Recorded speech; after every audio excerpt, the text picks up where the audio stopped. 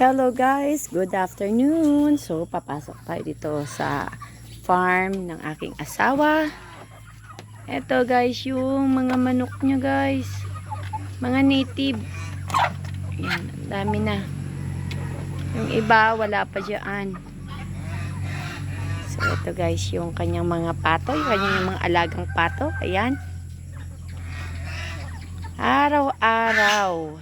Yan ang ginagawa niya. Pakain ng kanyang mga alaga, umaga, tanghali, hapon. Yan. Ito guys, yung kanyang mga rabbit. Yan, buntis na yan guys. Ito, taba-taba niya. Oh. Yan, buntis na yan. Oh, ang laki ng tiyan. Yan. So, yan.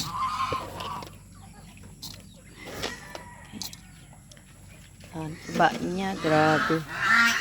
Oh.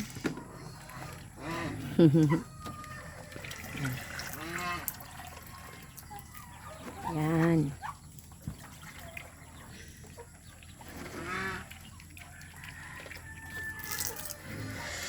Yan.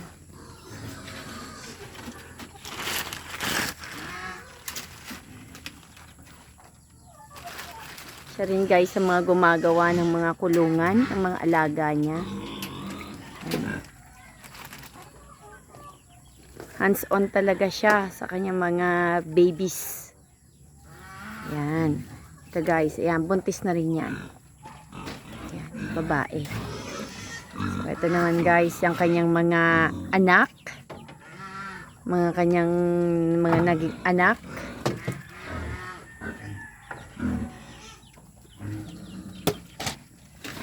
Anyway guys, binibenta na namin to. Itong mga rabbit namin na yan. Lalaki na sila.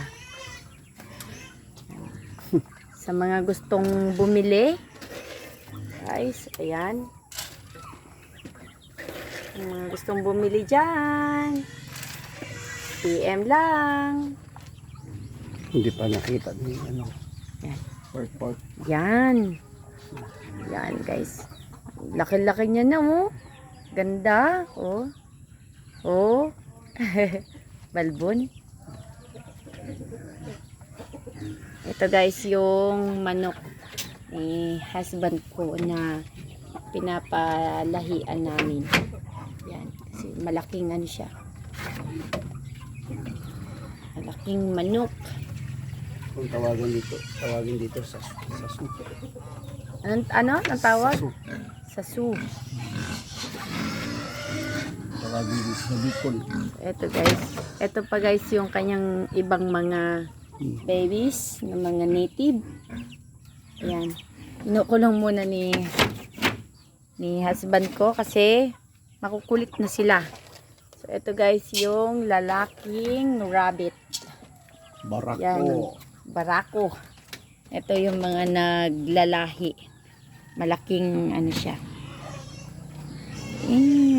Cute. Cute. So ito guys, yung mga pato din. Yan. Pati guys yung kainan nila ng mga pato na yan. Yan. Si husband ko lang din ang gumagawa.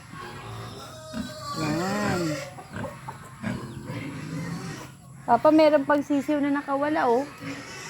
Yun, oh.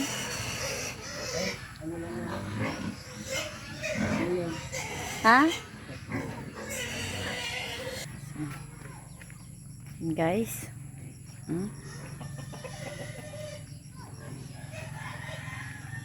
Guys, meron din kami dito ang puno ng bayabas. So, malapit na rin yan magbunga. Guys, yung ba? So ito guys yung aming gansa, naglilimlim. Yan, naglilimlim pa lang siya. Ayan. Hindi ko lang sure kung ilan na yung itlog naglilimliman. Ito guys yung gagawin naming inahin. Yung gagawin naming inahin. Mabait to. Napakabait nito. Kabait. Yan. Tapos, eto guys, yung aming lalaking native pig.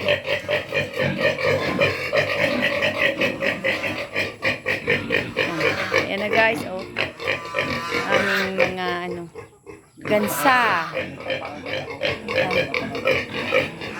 Ito guys, yung aming babae na native. Buntis din yan. Soon. Naantay na lang namin yung kanyang panganganak. Ang dami, oh. Ayan guys, oh. Nire-ready na namin yung kanyang mga tutulugan ng mga baby niya. Ayan. Buntis yan guys.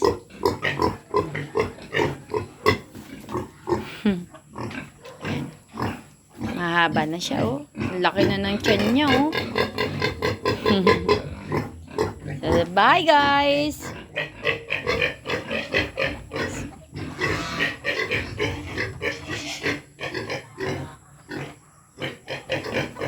Bye! See you next time!